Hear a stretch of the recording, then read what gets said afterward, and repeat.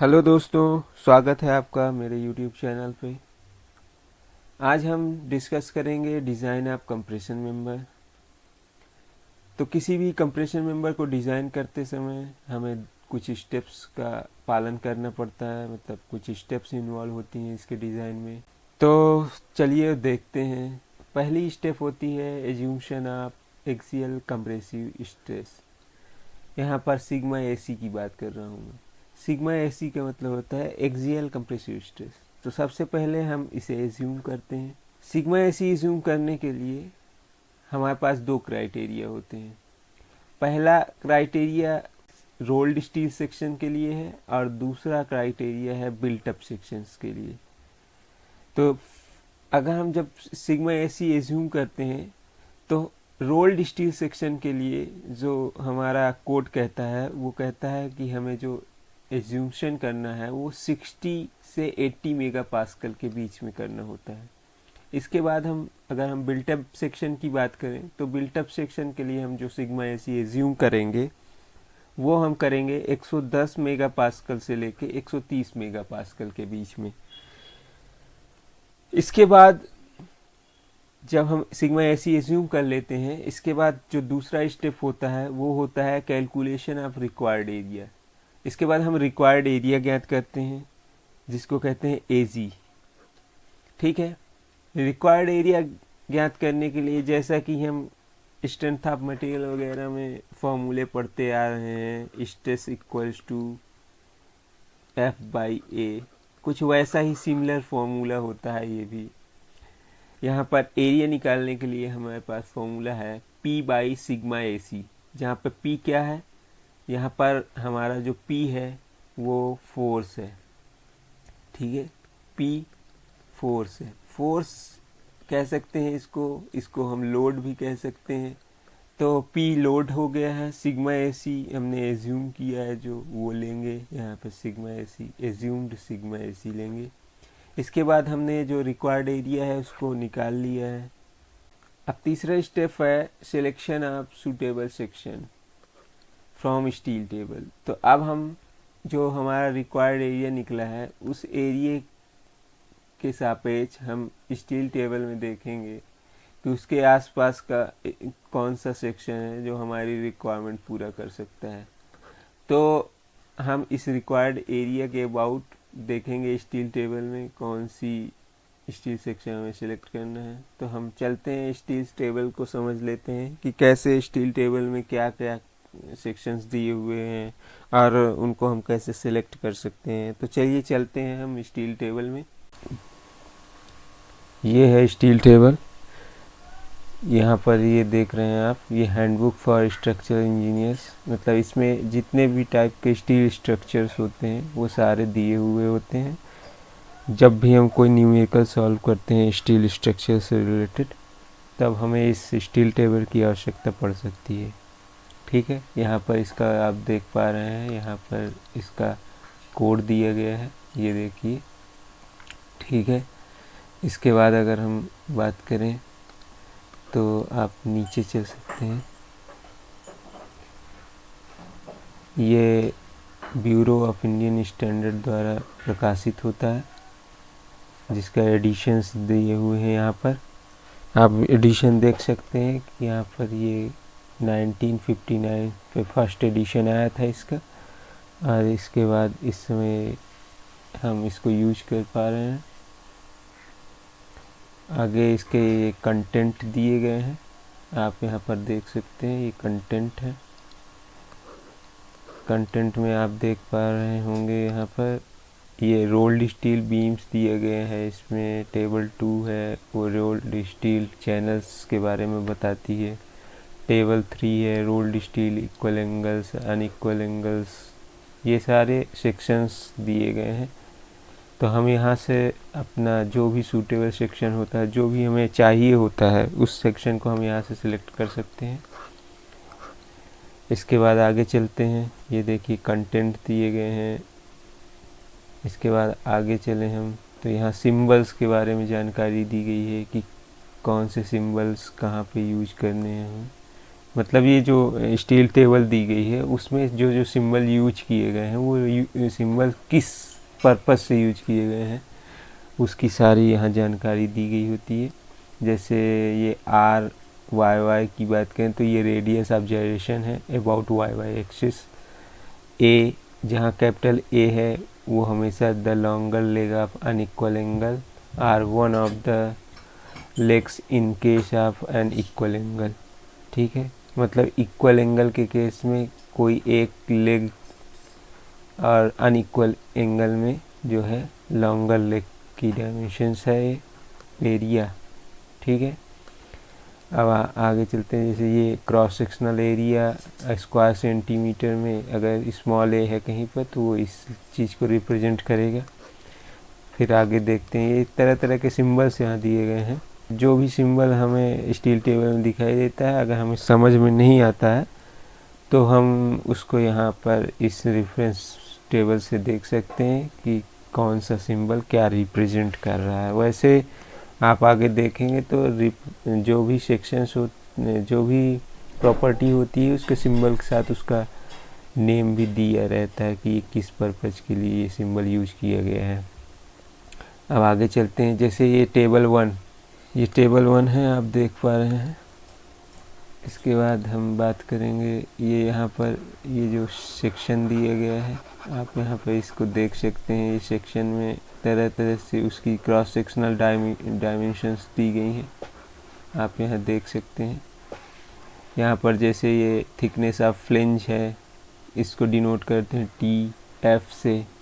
ये Y Y axis को represent कर रहा है, एक्स एक्सिस अबाउट जो भी प्रॉपर्टीज़ हैं उनको दिया गया है। यहाँ पर हाइट को एस स्मॉल एस से रिप्रेजेंट करेंगे। मतलब ये सारी डायमेंशंस दी गई हैं, क्या है कैसे है। तो हम इसमें देख सकते हैं अगर कोई चीज़ समझ नहीं आ रही है तो हम यहाँ से इसको देख सकते हैं कि कौन सा चीज़ क्या कहलाता है। जैसे ये फ्लेंज कहलाता है, ये वेव कहलाता है, तो इसकी थिकनेस दी गई है, इसकी फ्लेंज की थिकनेस दी गई है।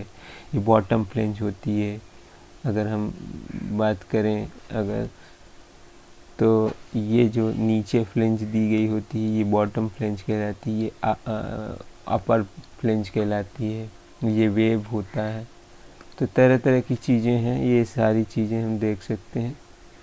ठीक है, जैसे ये यहाँ पर दी गई हैं, ये जो है ये जितने भी दिए गए हैं ये सेक्शंस के नेम दिए गए हैं। जैसे ISM LB 250, ISLB 250 and 150, ये तरह तरह के सेक्शंस दिए गए हैं। तो यहाँ से हम सेक्शंस देख सकते हैं, नेम। यहाँ पर अगर हम बात करें ISLB, ISMB, ये सारी चीज़ें अगर इनकी फुल फॉर्म की बात करें तो ISJB का मतलब होता है Indian standard junior beam. 150 dimensions के हिसाब से इनका नेम रखा गया है। ठीक है, 150, 175 ये इनकी डायमेंशंस के अकॉर्डिंग इनका नाम रखा जाता है। तो यहाँ पर ISJB का मतलब होता है इंडियन स्टैंडर्ड जूनियर बीम और ISLB का मतलब होता है इंडियन स्टैंडर्ड लाइट बीम। और इसके बाद नीचे आएंगे तो हम देख सकेंगे कि ISMB भी दिया गया है। तो ISMB का मतलब होता है इंडियन स्टैंडर्ड मीडियम बीम। ठीक है, इसके बाद आगे और भी दिया होता है। ये देखिए स्टील टेबल ही है, ये भी स्टील टेबल आगे सेम चीज़ ही है, वही चीज़ सेम चीज़ ही है, बट यहाँ पर कुछ अदर डायमेंशन आपको प्रॉपर्टीज़ दिख रही होंगी। यहाँ पर ये प्रॉपर्टीज़ अलग हैं। मतलब ये टेबल असल में एक पूरे फुल पेज में होती है। मतलब वो फर्स्ट पार्ट था, ये सेकंड पार्ट है, सेम टेबल का ही सेकंड पार्ट है। तो यहाँ आप देख रहे हैं यहाँ प्रॉपर्टीज अलग दिख रही होंगी आपको और नेम सेम दिख रहा है। इसका मतलब सेम ही टेबल है मगर इसका वो सेकंड पार्ट है। ठीक है, इसके बाद अगर हम बात करें तो ये कंटिन्यू, अब ये यहाँ देख रहे हैं कि आगे इसी चीज़ का दिया गया है, इसी टेबल का सेकंड पार्ट है। ये वो टेबल का अगला पार्ट था, ये कंटिन्यूस टेबल है, मतलब उसके आगे की टेबल दी गई है। जैसे यहाँ पर दिया गया है ये ISWB तो ISWB का मतलब होता है इंडियन स्टैंडर्ड वॉइड बीम, ठीक है। यहाँ पर ISH भी दिए गए हैं, तो ये ISHB का मतलब होता है इंडियन स्टैंडर्ड हैवी बीम, ठीक है। तो यहाँ जैसे भी हमें जिस प्रॉपर्टी को लेना है उस हिसाब से हम यहाँ सेक्शन का सिलेक्शन करते हैं।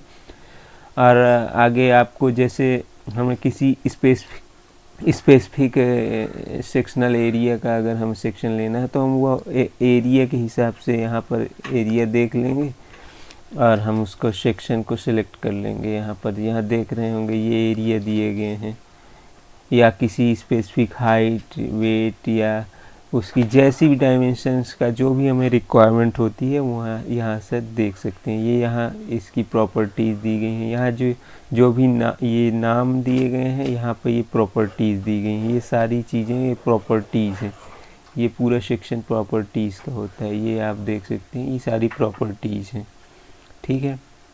इसके बाद आगे देखेंगे हम, तो यहाँ पर टेबल 1 ही है। इसके बाद आप देख रहे हैं टेबल 2 यहाँ स्टार्ट हो गई है। टेबल 2 किस चीज़ को टेबल 2 में आप देखेंगे यहाँ पर रोल्ड स्टील चैनल्स की बात की गई है, ठीक है। इसकी डायमेंशंस सेम चीज़, डायमेंशंस वगैरह जो भी प्रॉपर्टीज़ हैं वो नीचे दी रहती हैं, मगर टेबल यहाँ पर आप देख रहे हैं टेबल 2 है जो कि रिप्रेजेंट कर रही है रोल्ड स्टील चैनल्स को।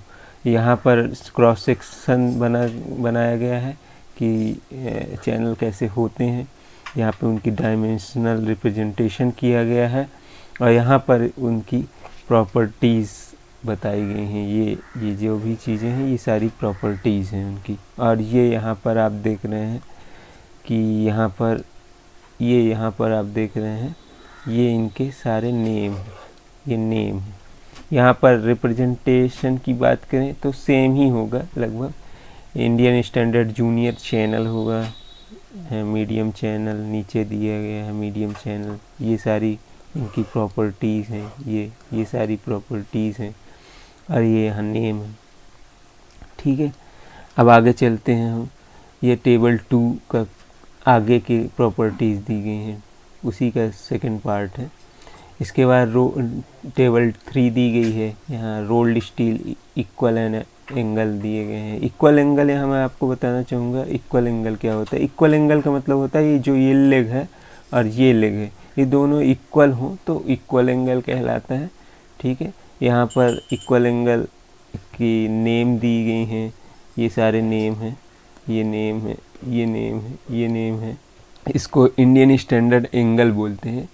20, 25, 25 यहाँ इक्वल एंगल है, इसलिए ये नंबर्स जो दिख रहे हैं आपको यहाँ पर ये सेम दिख रहे हैं, मतलब 35, मतलब इसकी जो डायमेंशन है ये भी 35 है और ये भी 35 है और ये भी 35 है। मतलब दोनों एंगल मतलब दोनों जो लेग्स हैं वो इक्वल हैं, इसलिए ये इक्वल एंगल कहलाता है। इसलिए यहाँ पर 20 या 25 दिए गए हैं, इसीलिए इक्वल दिए गए हैं, ठीक है। इसके बाद आगे चलते हैं। ये इसकी प्रॉपर्टीज़ दी गई हैं, यहाँ पर आप देख सकते हैं ये प्रॉपर्टीज़ हैं। यहाँ पर इसकी प्रॉपर्टीज़ दी गई हैं, आप देख सकते हैं यहाँ पर। इसके बाद आगे हम चलते हैं। ये टेबल 3 का वही कंटिन्यू टेबल है, मतलब इक्वल एंगल्स को ही दिखाया गया है। ये भी टेबल 3 है। असल में इक्वल एंगल्स काफ़ी ज़्यादा इक्वल एंगल्स मार्केट में अवेलेबल होते हैं। असल में ये जो भी एंगल्स दिए गए हैं, मतलब एंगल या जो भी सेक्शन है, ये आपको मार्केट में अवेलेबल होते हैं, ठीक है। तो हमें वहाँ से जब भी जो भी इक्वल मतलब जो भी जिस सेक्शन की हमें रिक्वायरमेंट होती है मार्केट से ले सकते हैं। चलिए, यहाँ पर ये प्रॉपर्टीज आप देख रहे हैं ये दी गई हैं। अब यहाँ पर देख रहे हैं ये आपका टेबल नंबर 4 है। ये किसको रिप्रेजेंट कर रही है? ये अनइक्वल एंगल्स, मतलब रोल्ड स्टील अनइक्वल एंगल्स को। यहाँ पर अनइक्वल में समझाना चाहूँगा। अनइक्वल एंगल हमेशा देखेंगे तो इसका जो एक ये लेग है, ये लेग इस लेग से क्या है, बड़ा है। तो यहाँ पर ये देख रहे हैं, ये इसीलिए अनइक्वल एंगल कहलाता है, ठीक है। एक लेग बड़ा होता है, एक लेग छोटा होता है, ठीक है। तो यहाँ पर इसकी प्रॉपर्टीज़ दी गई हैं, नीचे आप देख रहे हैं ये सारी इसकी प्रॉपर्टीज़ हैं, ठीक है। तो यहाँ हमें मोमेंट ऑफ इनर्शिया एक्सेट्रा, और यहाँ आप नेम में भी अगर देखें तो नेम भी आप देख पा रहे हैं कि यहाँ पर जो नेम है ये भी अनइक्वल ही दिखा रहा है। ये देखिए आई से इंडियन स्टैंडर्ड एंगल 60-40, 60-40 का मतलब क्या है यहाँ पर 60-40 मतलब एक जो लेग है उसकी 60 mm की है और दूसरी लेग है 40 mm की, ठीक है। इसीलिए 60 एंड 40 दिया गया है। अनइक्वल ही यहाँ दिया रहेगा क्योंकि ये टेबल जो है अनइक्वल एंगल की है। अब आगे चलते हैं, यही अनइक्वल एंगल्स दिए गए हैं। फिर आगे चलते हैं, हमें ये यहाँ देखिए आप 5वीं टेबल दी गई है, ये रोल्ड स्टील बल्ब एंगल्स को दिखा रही है। यहाँ पर कुछ नहीं होता है, कुछ कुल मिला के यहाँ एक बल्ब दिया होता है, इसलिए बल्ब एंगल कहते हैं इसको। इसी तरह आप देख रहे हैं कि यहाँ ये टी बार्स, ये टी बार यहाँ है, ये टी बार है, तो उसकी डायमेंशंस, उसके नेम, ठीक है। तो यहाँ आप देख पा रहे हैं एक तरह तरह की टेबल्स दी गई हैं। तो आशा करता हूँ मैं आपको ये सारी चीज़ें समझ आई होंगी। जितनी भी चीज़ें रिक्वायर्ड होती हैं ज़्यादातर चीज़ें मैंने आपको बता दी हैं। तो उम्मीद है कि आपको अच्छा लगा होगा ये। अब आगे चलते हैं अपने टॉपिक पे। तो चलिए, इसके बाद चौथा स्टेप होता है। चौथे स्टेप में सिलेंडरनेस रेशियो हमें फाइंड करना होता है, एक्सियल कंप्रेसिव स्ट्रेस निकालनी होती है। मतलब यहाँ पर हम अब चौथे स्टेप में जो बात करेंगे वो हम स्टील सेक्शन की ही बात करेंगे। जो स्टील सेक्शन हमने तीसरे स्टेप में सिलेक्ट किया है, अब हम उस स्टील सेक्शन की सिलेंडरनेस रेशियो निकालेंगे और एक्सियल कंप्रेसिव स्ट्रेस निकालेंगे। तो पहले सिलेंडरनेस रेशियो की बात करें तो इसको लेमडा से रिप्रेजेंट करते हैं, और इसको निकालने के लिए फॉर्मूला होता है L/R मिनिमम। मतलब यहाँ पर L की बात करें तो ये इफेक्टिव लेंथ होती है सेक्शन की, जो कि हमें इजली न्यूमेरिकल में दी हुई होती है। और R मिनिमम की बात करें तो ये लीस्ट रेडियस ऑफ जायरेशन होता है। ये हमें स्टील टेबल पे मिल जाएगा। जो भी हम सेक्शन सेलेक्ट कर रहे हैं या जो भी सेक्शन हमें रिक्वायर्ड है, उस सेक्शन का लीस्ट रेडियस ऑफ जायरेशन हम स्टील सेक्शन से देख सकते हैं, स्टील टेबल से। और इसका कैलकुलेशन करने के लिए लेमडा की वैल्यू हम निकाल लेंगे। इसके बाद हम एक्सियल कंप्रेसिव स्ट्रेस का कैलकुलेशन करेंगे। तो एक्सियल कंप्रेसिव स्ट्रेस निकालने के लिए हमें एक टेबल दी हुई होती है, उस टेबल की सहायता से हम एक्सियल कंप्रेसिव स्ट्रेस निकालते हैं। तो चलते हैं उस टेबल पे। ये वो टेबल है जिसकी सहायता से हम एक्सियल कंप्रेसिव स्ट्रेस निकालते हैं। यहाँ पर मैं आपको दिखा रहा हूँ, ये अनुज्ञेय अच्छी संपीड़न प्रतिबल की टेबल है। तो ये टेबल आपको जो हमारा IS कोड होता है उसमें भी दी हुई होती है, या जो भी स्टील की बुक्स होती हैं उनमें भी दी रहती है। तो यहाँ पर आप देख पा रहे हैं ये जो है लेमडा की वैल्यूज़ दी गई हैं। यहाँ पर आप देख पा रहे हैं ये लेमडा की वैल्यूज़ हैं, 140, 150 से लेके 250 तक। ये 10 से लेके इधर 130 तक दी गई है। तो ये लेमडा की वैल्यूज़ है। इसके बाद आप यहाँ पर देख रहे हैं ये जो 230, 240, 250 है, ये जो है स्टील FY की वैल्यू होती है। FY क्या होता है? ये यील्ड स्ट्रेस होती है, जो कि अलग अलग स्टील के लिए अलग अलग दी गई होती है। तो जो भी हमें न्यूमेरिकल में स्टील ग्रेड दिया गया है, तो यहाँ पर स्टील ग्रेड के अकॉर्डिंग FY की वैल्यूज़ दी गई हैं। और यहाँ पर आप देख पा रहे हैं ये जो वैल्यूज़ हैं, ये वैल्यूज़ हमारी सिग्मा AC की वैल्यूज़ हैं। तो यहाँ पर लेमडा की वैल्यूज़ दी गई हैं, ये आपकी लेमडा की वैल्यूज़ हैं, और ये जो है सिग्मा AC की वैल्यूज़ हैं। ये सिग्मा AC की वैल्यूज़ हैं, ये लेमडा की वैल्यूज़ हैं, ठीक है।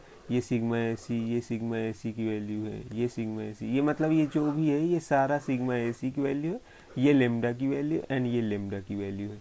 तो इसकी सहायता, इस टेबल की सहायता से हम लेमडा और सिग्मा AC के बीच में रिलेशन को रिलेट करके हम इंटरपोलेशन मेथड का उपयोग करके निकाल सकते हैं।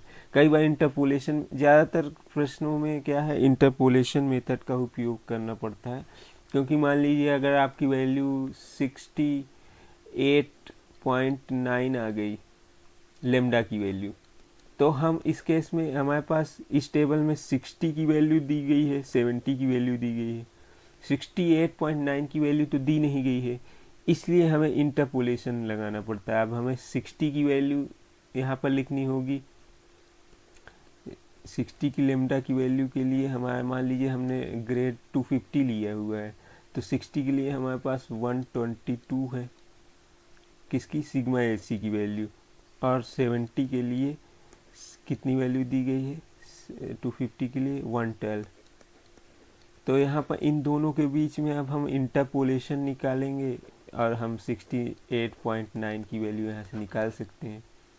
ठीक है, क्योंकि ये 68.9 जो है वो 60 और 70 के बीच में लाई कर रहा है, इसलिए हम इन दोनों की वैल्यूज लिख लेंगे गिवन ग्रेड के लिए, और हम अपनी जो इंटरपोलेशन मेथड हमने मैथमेटिक्स में पढ़ा है उस इंटरपोलेशन मेथड का उपयोग करके हम 68.9 के लिए हम सिग्मा एसी की वैल्यू निकाल लेंगे। ठीक है, चलिए अब चलते हैं आगे। पांचवें स्टेप में हमें, जो हमने तीसरे स्टेप में सेक्शन सेलेक्ट किया था, उस सेक्शन का सेक्शनल एरिया निकालना होता है पांचवें स्टेप में।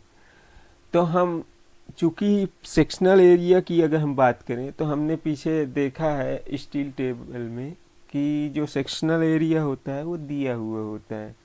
तो हाँ, अगर हमने एक स्टील सेक्शन यूज किया है या दो स्टील सेक्शन यूज किए, जैसे ये अगर ये केस हो जाए कि हमने प्रश्न में आ जाए कि दो स्टील सेक्शन यूज किए गए, मतलब चैनल सेक्शन यूज किए गए बैक टू बैक, तो जब हम स्टील टेबल में जो हमारा सेक्शनल एरिया दिया रहता है वो एक सेक्शन का दिया रहता है। अगर हमने, हमारे प्रश्न में ये कहा गया है कि दो स्टील सेक्शन यूज किए गए हैं, दो इक्वल एंगल्स यूज किए गए हैं, या दो आपके, जैसे ये यहाँ आप देख पा रहे हैं ये चैनल सेक्शन है, ये चैनल सेक्शन दो यूज किए गए हैं बैक टू बैक, अगर आपके प्रश्न में दे दिए गए हैं, तो हमारा टोटल सेक्शनल एरिया हमें निकालना होता है यहाँ पर इस स्टेप का के अकॉर्डिंग।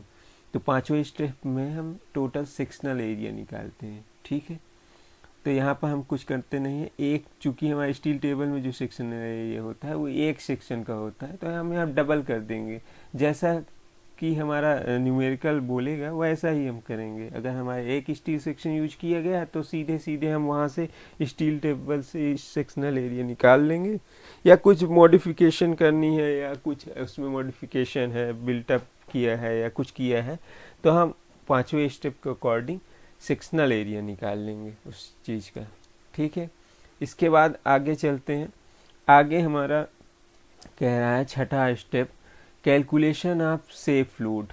तो सेफ लोड जो हमने स्टील सेक्शन अब हमने सिलेक्ट किया था तीसरे स्टेप में, हम उस स्टील सेक्शन का सेफ लोड निकालेंगे, मतलब वो कितना लोड कैरी कर सकता है, उसकी मैक्सिमम बेयरिंग कैपेसिटी कितनी है, तो उसकी लोड भारण क्षमता जिसको कहते हैं, मतलब कितना वो लोड ले सकता है, उस लोड को ही हम कहते हैं पी सेफ। ठीक है, तो हम अब इस केस में जो छठा स्टेप है वहाँ पर हम उसका कैलकुलेशन करेंगे। तो हमारे पास फॉर्मूला होता है पी सेफ का, सिग्मा ए सी इंटू ए जी। तो हमें यहाँ पर सिग्मा ए सी हमने निकाल लिया है, जो हमने सेक्शन सेलेक्ट किया है उस सेक्शन का हमने सिग्मा ए सी निकाल लिया है चौथे स्टेप में।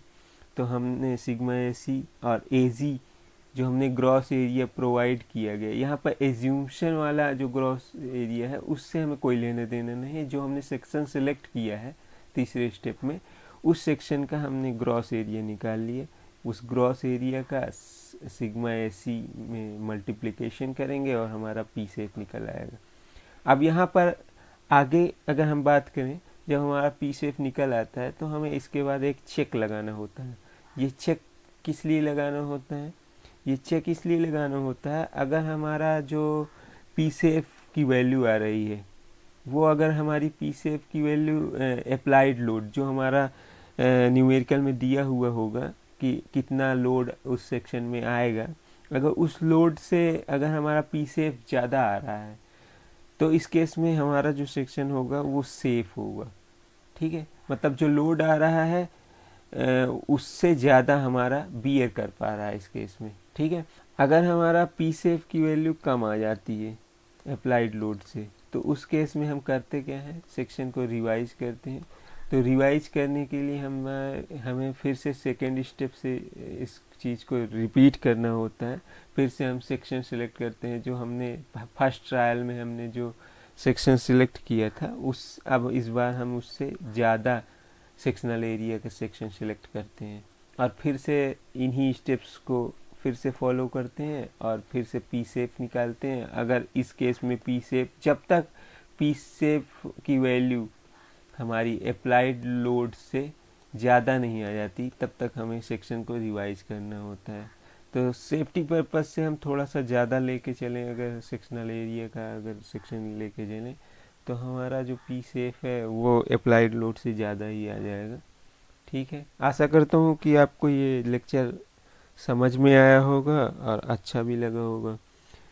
तो चैनल को सब्सक्राइब कर लीजिए और बेल आइकॉन भी दबा लीजिए और अपने दोस्तों के साथ शेयर भी कर दीजिए, जिससे कि इसका लाभ दूसरों को भी मिल सके।